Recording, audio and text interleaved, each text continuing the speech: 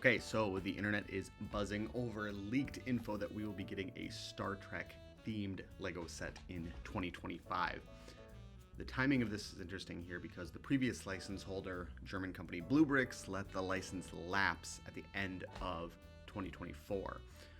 Now, as a side note, I am also a huge Star Trek fan and have been waiting to make a video about Star Trek and LEGO for a while now, about how the current state of LEGO and the Star Trek IP align perfectly.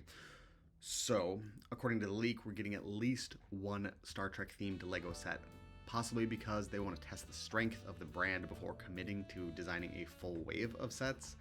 They could even be on some kind of temporary license agreement with Star Trek and will reevaluate after this set launches. Now, I assumed the set in question was going to be a TOS era Constitution class. This is the classic OG Enterprise from the first TV show. When it comes to Star Wars, LEGO has always seemed behind the eight ball when it comes to giving fans what they want and how they want it and at the right time. This would, of course, fit that ideology perfectly because as much as I love the OG Enterprise, that set would not resonate hugely with fans across generations, especially as a first set designed to test the waters of a new IP. Now, what I would do is exactly what LEGO is allegedly doing. According to the leak, the set is going to be the Enterprise D. That's the one from the Next Generation show with Picard, Riker, Worf, Data, etc. The show first aired in 1989. It was on for 7 seasons. For people of my age and younger, this would be the definitive Enterprise. Nothing against the TOS era, but I feel the fandom, especially the LEGO buying market, are more connected to the Enterprise D than to the Constitution class Enterprise. Now, according to the leak, the ship is going to be 3,600 pieces, include 9 minifigures, and release on Black Friday in 2025. Now, 3,600 pieces puts it around the same size as the sail barge from last year, which was 31 inches long, so that should give us at least some idea of the scale of this thing. Also of note, the D has a lot of sweeping, gentle curves, so that might require some smaller pieces to realize in LEGO. And the D is fairly square shaped, so I would expect this to be somewhere around the same size, just smaller and wider. My guess would be maybe about 18 inches long.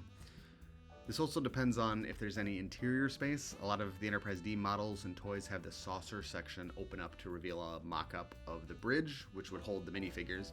I think some kind of interior space is likely, but how much and how detailed will really be interesting to find out. As for price, the sail barge was $499 in the US. This Lamborghini is $449, and also for 3,600 pieces.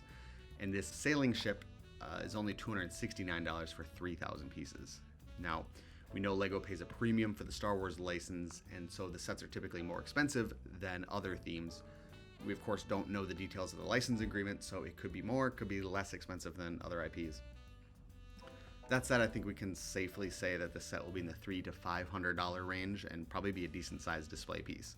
Certainly aimed at older fans and following in line with the more adult-themed LEGO sets we've seen lately. So my guess is they release this one set, hopefully knock it out of the park, sell a ton of them, and then that opens the door to other Star Trek themed sets. I've always thought that Star Trek would be perfect for LEGO because there's so many iconic ships, play sets, blockheads that they could make.